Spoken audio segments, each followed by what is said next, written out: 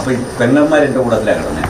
എൻ്റെ മൂത്ത പെണ്ണുങ്ങൾ ഞങ്ങൾ 3 പേരുടെ ഇവിടെ കിടക്കുന്നത്. അമ്മയെ അപ്പുറത്ത് കിടക്കണം, ചേട്ടത്തി അങ്ങനെയൊക്കെ കിടക്കും. ഞാനെൻ്റെ ബാഗിൽ നോക്കി ഇവിടെ നിന്നും രാവിലെ 5 മണിക്ക് എണീക്കും. 5 മണിക്ക് എണീച്ച് കഴിഞ്ഞാൽ എന്നാ ചെയ്യുന്നത്, ഈ അടുക്കളയിൽ കയറി പിന്നെ കടയിലോട്ട് പോകാനുള്ള തിത്രപ്പാടിലുള്ള ഭക്ഷണം ഉണ്ടാക്കി എനിക്കും എന്തെങ്കിലും തരും, ഞാനും അതും കഴിച്ചിട്ട് നമ്മുടെ സഞ്ചി എടുത്തിട്ട് നമ്മുടെ കൂലിപ്പണിക്ക് പോകണം.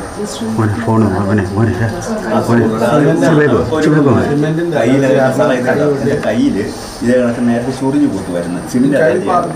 അത് ഞാൻ അന്ന് നമ്മുടെ ആദ്യകാല സഹാബിന്റെ മകനാണ് ഇദ്ദേഹത്തിന്റെ ആത്മമിത്രം.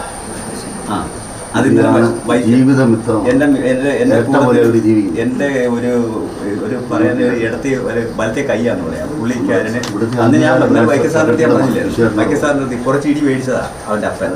എൻ്റെ അടുത്ത് ഇപ്പോഴും പറയും, പാർട്ടിയുടെ കാര്യങ്ങൾ പറയുകയാണെങ്കിൽ അങ്ങനെ തന്നെ പറയുന്നത്.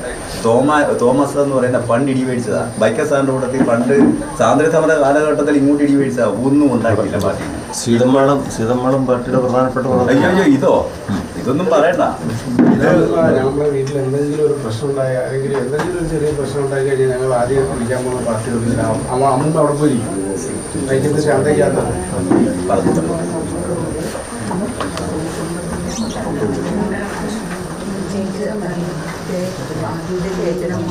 അത് നമുക്ക് അതാദ്യം നടത്താം.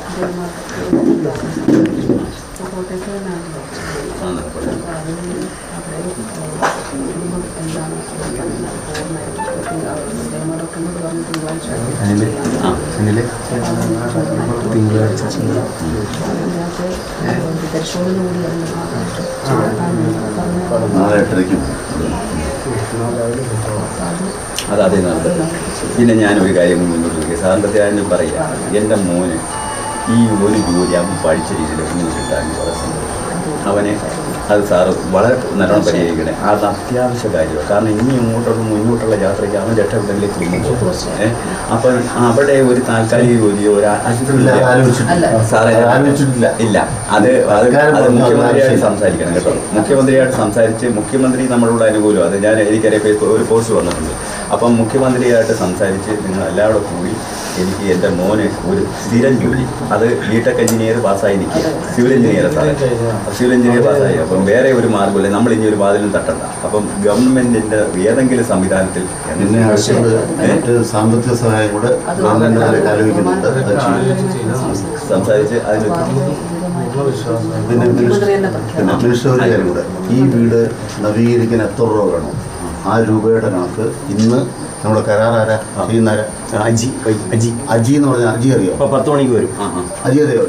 ഇല്ല, അറിയത്തില്ല. അജി എന്ന് പറഞ്ഞ ഒരാൾ കൂടെ വരും. എന്തെല്ലാം വേണോ അതെല്ലാം പറഞ്ഞേക്കും, പൈസ നോക്കണ്ട. അത് മുഴുവൻ അജി അറിയുമല്ലോ. അപ്പം മുഴുവൻ കാര്യത്തിനുള്ള പണി എന്ന് ആരംഭിക്കണം, നാളെ ആരംഭിക്കണം. അത്രത്തോളം അല്ലേ പറഞ്ഞോട്ടെ. ഞാൻ പറഞ്ഞത് അതല്ല ഏൽപ്പിച്ചിരിക്കുന്നത്. നമുക്ക് എന്താണോ വേണ്ടത് അത് ഞങ്ങൾ ചെയ്ത് തീരുമാനിച്ചിട്ടുണ്ട്. ഇന്നലെ മന്ത്രി സംസാരിച്ചു അമ്മയ്ക്ക് ഇന്നലെ അമ്മയോട് പറഞ്ഞല്ലോ മന്ത്രി. സാറേ, ബിന്ദു മിനിസ്റ്റർ പറഞ്ഞില്ലേ? അല്ല സാറേ, ഈ അമ്മയെന്ന് പറയുന്നത് ബിന്ദുവിൻ്റെ അവസാന ഭാഗമാണ്.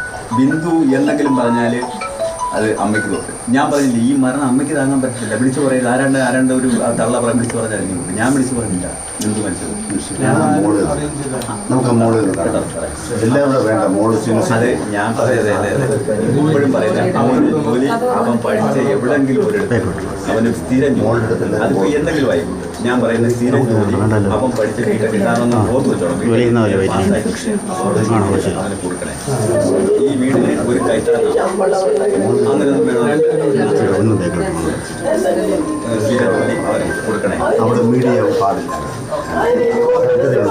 അമ്മ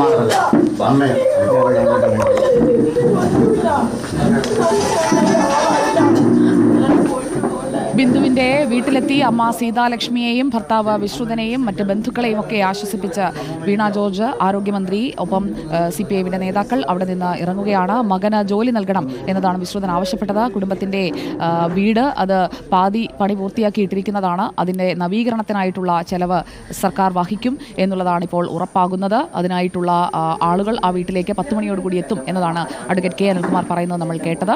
സത്യസന്ധമായ അന്വേഷണം ഈ അപകടത്തെക്കുറിച്ച് ഉണ്ടാകണമെന്നത് കുടുംബത്തിന്റെ ആവശ്യമാണ്. അതിലും സർക്കാർ അനുഭാവത്തോടു കൂടിയുള്ള സമീപനം എടുക്കുമെന്ന് തന്നെ നമുക്ക് പ്രതീക്ഷിക്കാം.